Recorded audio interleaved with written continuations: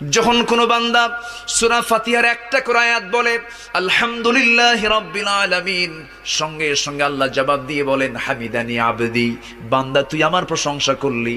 আর রহমানির রহিম যখন বলে আল্লাহ বলেন আসনা আলাইয়া আবদি। মালিক ইয়াউমিদ্দিন যখন বলে আল্লাহ বলেন মাজ্জাদানি আবদি।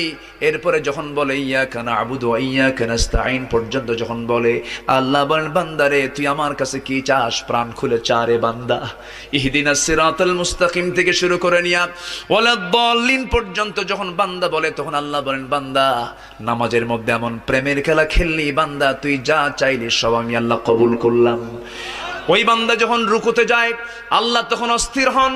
ওই বান্দা যখন সিজদায় যাওয়ার জন্য প্রস্তুতি নাই, সমস্ত ফেরেশতাকে ডাক দিয়ে বলেন ও ফেরেশতারা, এই বান্দাগুলো আমাকে দেখলো না, রাসূলকে দেখলো না, কোরআনকে দেখে হাদিসকে বিশ্বাস করে আমাকে খুশি করার জন্য তার সবচেয়ে সম্মান